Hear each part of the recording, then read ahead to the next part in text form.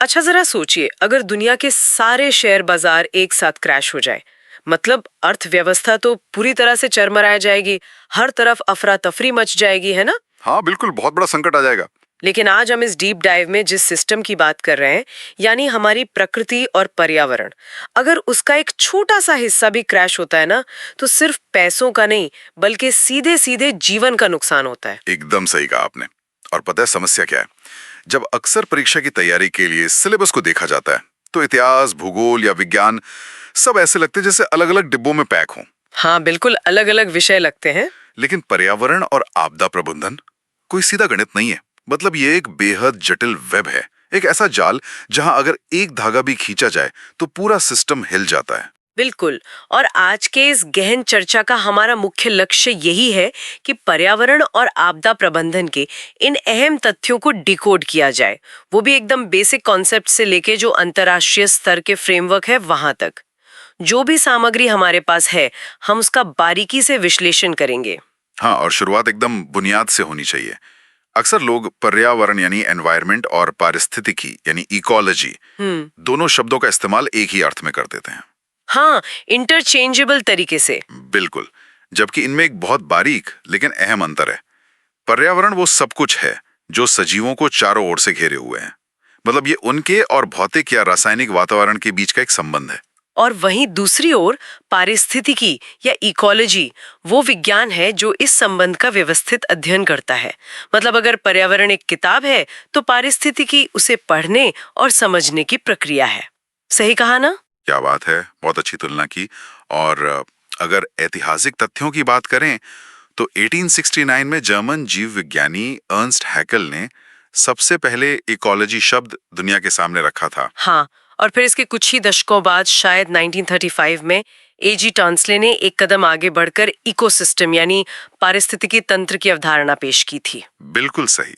और इस इकोसिस्टम को मुख्य रूप से दो हिस्सों में बांटा गया है।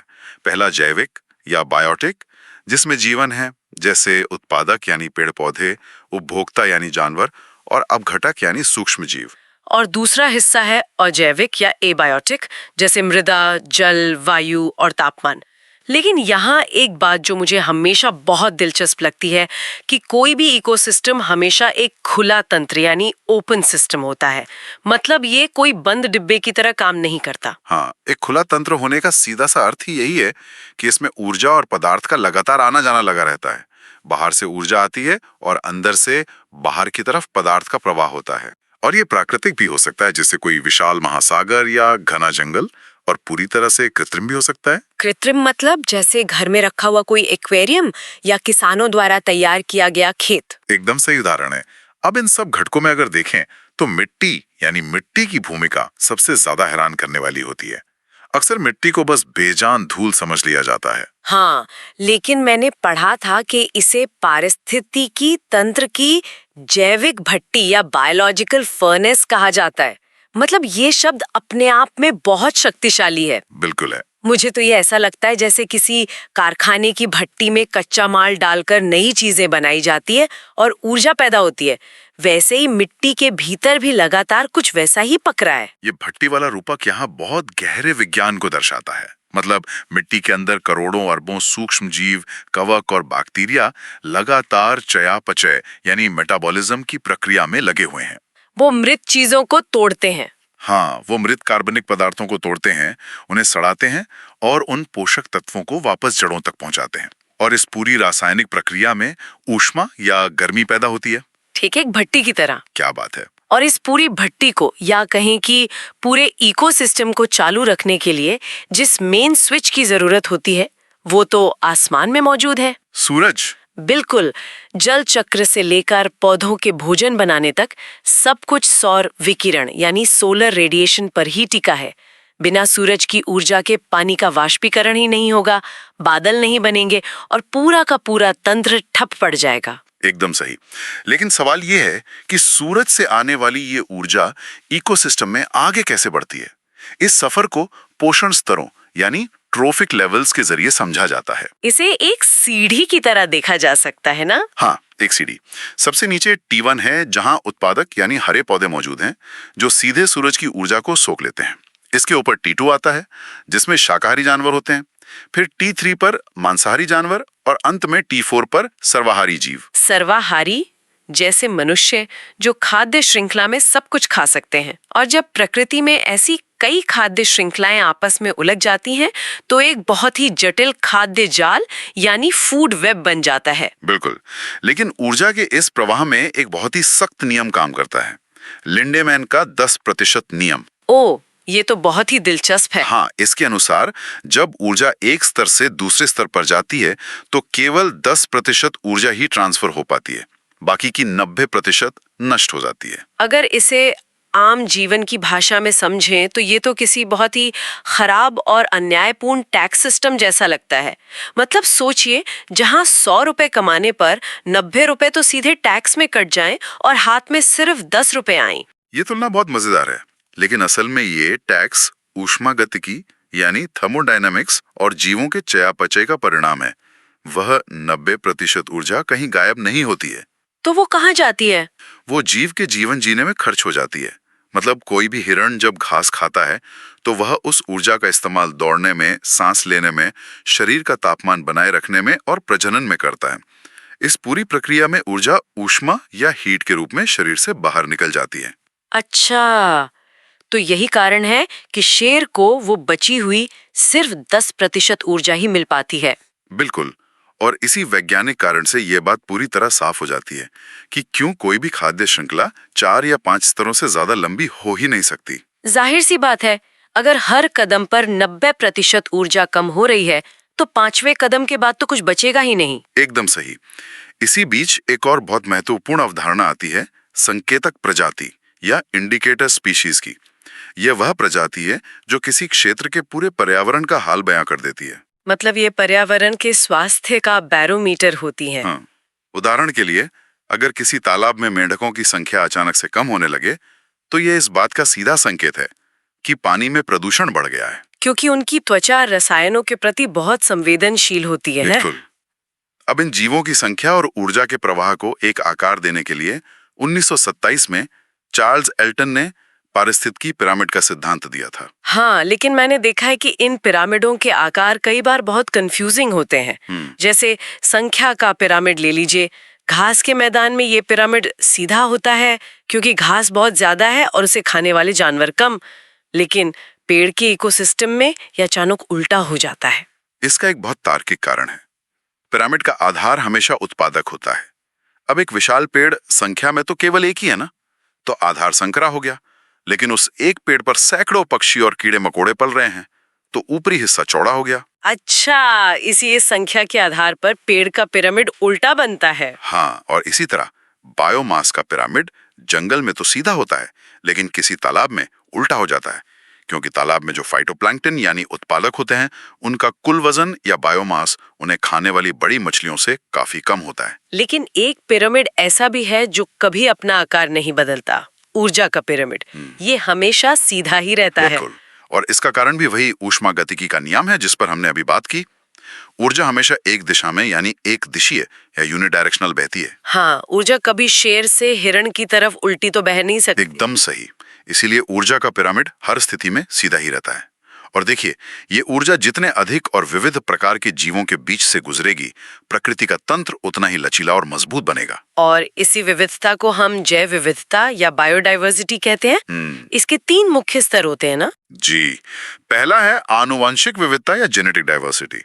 ये एक ही प्रजाति के भीतर जीन्स का अंतर है। जैसे दुनिया भर में आम की हजारों अलग अलग किस्में होती हैं। हाँ, कोई दशहरी, कोई लंगड़ा। बिल्कुल। दूसरा है प्रजातीय विविधता यानी स्पीशीज डाइवर्सिटी, जो किसी क्षेत्र में मौजूद अलग अलग जीवों की संख्या है। और सबसे बड़ा स्तर है पारिस्थितिकीय विविधता यानी इकोसिस्टम डाइवर्सिटी, जिसमें रेगिस्तान, जंगल और वेटलैंड जैसे अलग अलग तंत्र शामिल होते हैं। भारत के नजरिए से देखा जाए तो केरल की शांत घाटी या साइलेंट वैली में सबसे अधिक जैव विविधता पाई जाती है। हाँ, लेकिन एक कड़वा सच ये भी है कि जहाँ इतनी प्रजातियां होती हैं वहीं उन पर खतरा भी सबसे ज्यादा होता है। और यहीं से हॉटस्पॉट की अवधारणा सामने आती है जिसे नॉर्मन मायर्स ने पेश किया था। लेकिन किसी जगह को केवल ज्यादा जीवों के होने से हॉटस्पॉट तो नहीं कहा जा सकता ना, इसके पीछे कुछ शर्तें होंगी। बिल्कुल, शर्तें हैं। हॉटस्पॉट कहलाने के लिए 2 चीजें जरूरी हैं। पहला, वहां प्रजातियों की अत्यधिक समृद्धि या एंडेमिज्म होनी चाहिए, मतलब ऐसे जीव जो दुनिया में और कहीं न पाए जाते हों। और दूसरी शर्त? दूसरी शर्त यह है कि उस क्षेत्र के मूल आवास का एक बड़ा हिस्सा इंसानी गतिविधियों के कारण नष्ट हो चुका हो, मतलब उन पर गंभीर खतरा मंडरा रहा हो। भारत में ऐसे 4 प्रमुख हॉटस्पॉट्स हैं: हिमालय, पश्चिमी घाट, इंडो बर्मा क्षेत्र और सुंडालैंड। और जब इन जीवों पर खतरे की बात आती है तो अंतर्राष्ट्रीय स्तर पर IUCN जैसी संस्थाएं काम करती हैं, जो अपनी रेड डेटा बुक जारी करती हैं। हाँ, इसमें जीवों को उनके खतरे के स्तर के अनुसार विलुप्त, गंभीर संकटग्रस्त, संकटग्रस्त और अति संवेदनशील जैसी श्रेणियों में बांटा जाता है। अब सबसे बड़ी चुनौती यही है कि इस जैव विविधता को बचाया कैसे जाए। इसके लिए संरक्षण की 2 मुख्य रणनीतियां अपनाई जाती हैं: इन सिचु और एक्स सिचु। इन सिचु का अर्थ है स्वस्थाने, यानी जीवों को उनके प्राकृतिक आवास के भीतर ही संरक्षित करना। बिल्कुल। इसे एक तरह से किसी को उसके घर में ही सुरक्षा देने जैसा समझा जा सकता है। इन सिटू का मतलब है कि जानवर को जंगल से बाहर नहीं निकाला जाता, बल्कि उस पूरे जंगल को ही नेशनल पार्क, बायोस्फीयर रिजर्व या पवित्र उपवन घोषित करके सुरक्षित कर दिया जाता है। बहुत सही उदाहरण दिया। और दूसरी तरफ एक्स सिटू या बाह्य स्थानीय संरक्षण है, जिसे एक सुरक्षित सेफ हाउस की तरह देखा जा सकता है। हाँ, जब प्राकृतिक आवास में खतरा इतना बढ़ जाए कि जीव का वहां बचना नामुमकिन हो जाए, तब उसे वहां से निकालकर सीड बैंक, जीन बैंक, चिड़ियाघर या क्रायो प्रिजर्वेशन लैब जैसी सुरक्षित जगह पर रखा जाता है। भारत में इन सिटू संरक्षण के कुछ बहुत ही विशिष्ट उदाहरण मौजूद हैं। जैसे मध्य प्रदेश का पन्ना नेशनल पार्क, जो एक टाइगर रिजर्व भी है। हाँ, और मणिपुर का केबुल लामजाओ, जो पूरी दुनिया में अपनी तरह का एकमात्र तैरता हुआ नेशनल पार्क है। अगर संरक्षण के इतिहास पर नजर डाली जाए तो 1970 का दशक एक ऐसा समय था जब दुनिया भर में और भारत में पर्यावरण को लेकर चेतना अचानक से जागी थी। बिल्कुल औद्योगिकरण के जो दुष्प्रभाव सामने आ रहे थे, उसने ये साफ कर दिया था कि अब सख्त नियम बनाने ही होंगे।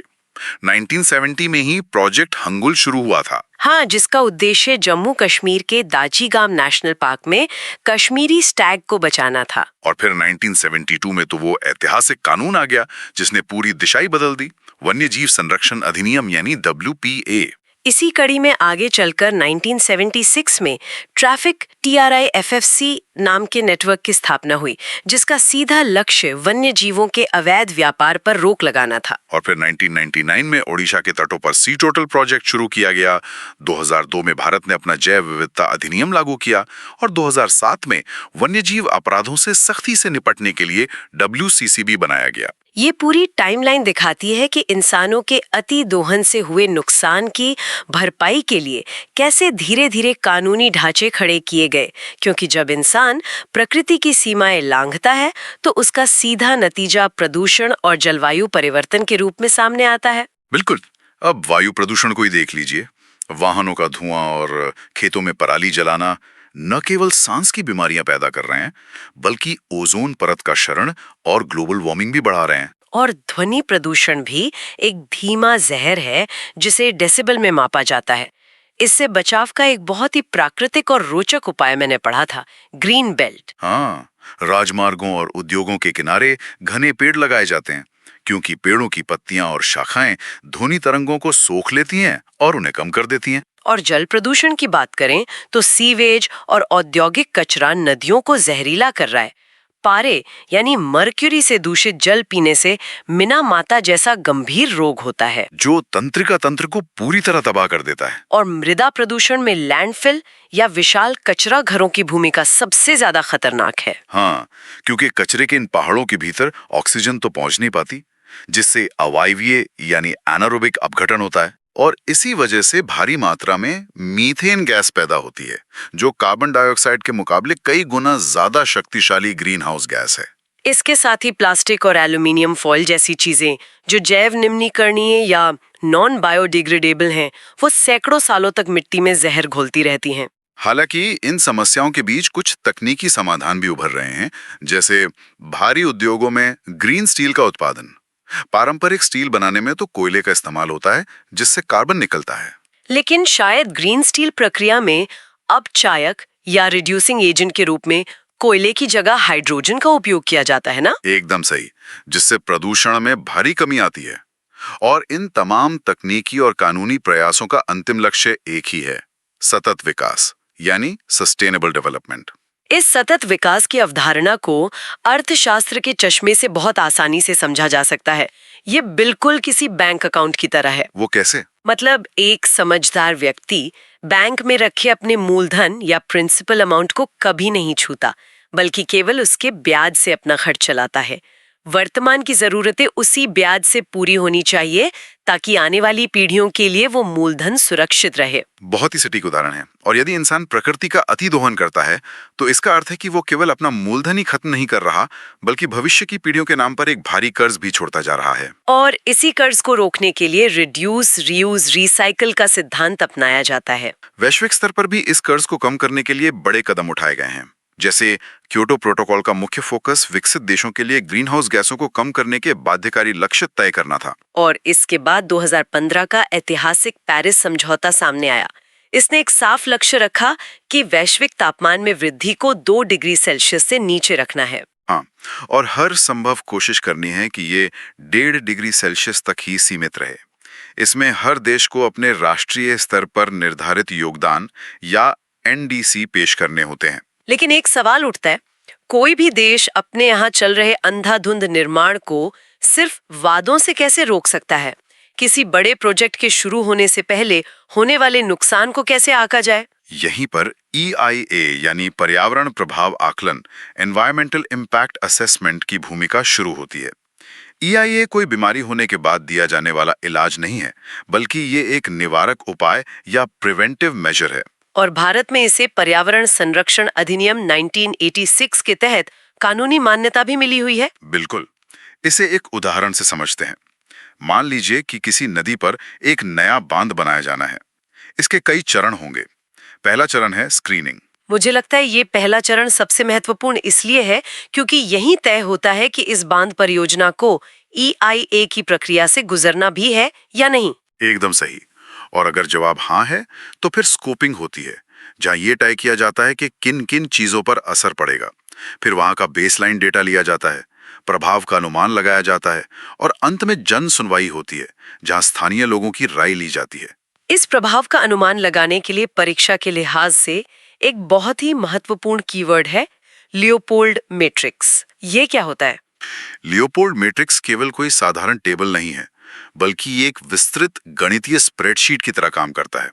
इसमें एक तरफ प्रोजेक्ट की गतिविधियां होती हैं, जैसे खुदाई करना, पेड़ काटना या कंक्रीट बिछाना। अच्छा, और दूसरी तरफ?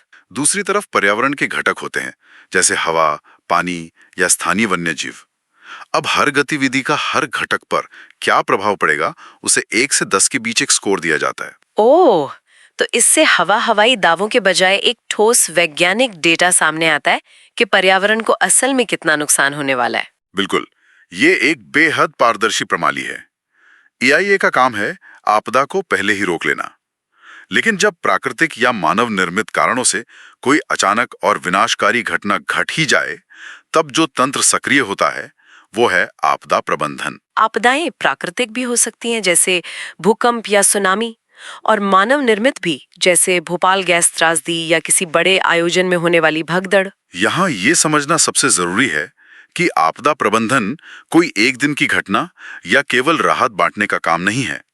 ये एक निरंतर चलने वाला चक्र है, जिसे DM साइकिल कहते हैं। इस चक्र को आपदा के पहले और आपदा के बाद के चरणों में बांटा जाता है ना? हाँ, आपदा से पूर्व न्यूनीकरण या मिटिगेशन पर जोर दिया जाता है, जिसका मतलब है खतरे के प्रभाव को कम करने के लिए स्थायी कदम उठाना, जैसे भूकंप रोधी इमारतें बनाना। इसी के साथ तैयारी या प्रिपेयर्डनेस भी चलती है, जिसमें अर्ली वार्निंग सिस्टम लगाना और मॉक ड्रिल करना शामिल है। और आपदा के बाद के चरण में सबसे पहले प्रतिक्रिया यानी रिस्पॉन्स आता है, जिसमें तुरंत बचाव कार्य शुरू किया जाता है। इसके बाद रिकवरी का दौर आता है, जिसका मुख्य सिद्धांत है बिल्ड बैक बेटर। इसका मतलब है कि जो इमारत या ढांचा गिरा है उसे दोबारा वैसा ही नहीं बनाना है, बल्कि उसे पहले से कहीं ज्यादा सुरक्षित और मजबूत बनाना है। ताकि अगली बार वो आपदा का सामना कर सके। इस पूरे चक्र को धरातल पर उतारने के लिए ही भारत ने 2005 में आपदा प्रबंधन अधिनियम लागू किया था। इस कानून ने देश की सोच में एक बहुत बड़ा बदलाव किया है। बिल्कुल किया है। इसने आपदा प्रबंधन को राहत केंद्रित नजरिए से निकालकर निवारक बना दिया, जहां जोर नुकसान को पहले ही रोकने पर है। और इस कानून के तहत जो संस्थागत ढांचा तैयार किया गया है ना, उसकी चेन ऑफ कमांड बहुत ही स्पष्ट है। राष्ट्रीय स्तर पर एनडीएमए है, जिसकी अध्यक्षता सीधे प्रधानमंत्री करते हैं। राज्य स्तर पर एसडीएमए की कमान मुख्यमंत्री के पास होती है। और जिला स्तर पर डीडीएमए काम करता है, जिसके अध्यक्ष जिला मजिस्ट्रेट होते हैं। मतलब प्रधानमंत्री से लेकर सीधे जिला मजिस्ट्रेट तक की एक शानदार चेन ऑफ कमांड है। बिल्कुल। और कार्यकारी बल के रूप में राष्ट्रीय स्तर पर एनडीआरएफ और राज्यों में एसडीआरएफ काम करते हैं। लेकिन चूंकि आपदाएं किसी देश की सीमाएं नहीं मानती, इसलिए अंतर्राष्ट्रीय सहयोग के बिना कोई भी ढांचा अधूरा है। इसी संदर्भ में सेंडाई फ्रेमवर्क का महत्व बहुत बढ़ जाता है, जिसे जापान में अपनाया गया था।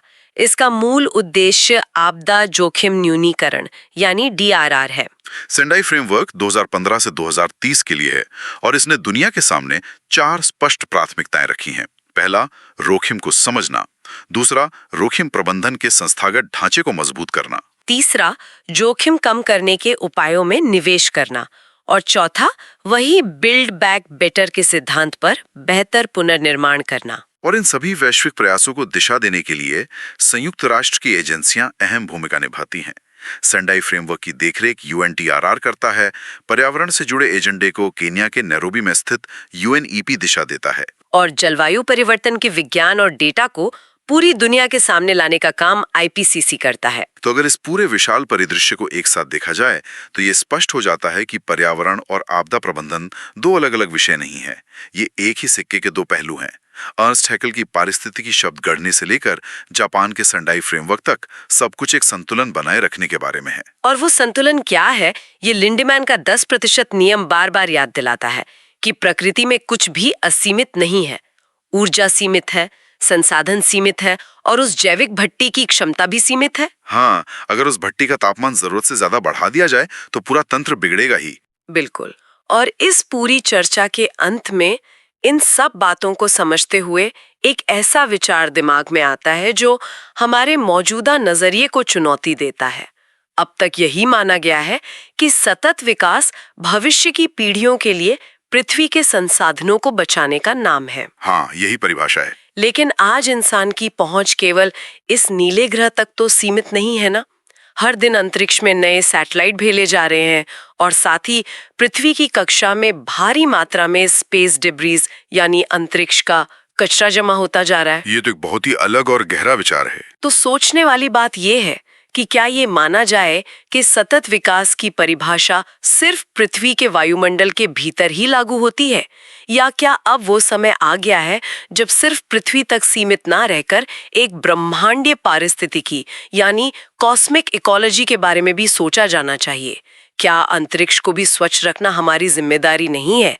ये एक ऐसा विचार है जो इस चर्चा को एक बिल्कुल नए आयाम पर ले जाता है। खैर, हमारी इस विस्तृत चर्चा में आज के लिए बस इतना ही। अच्छा, जरा सोचिए,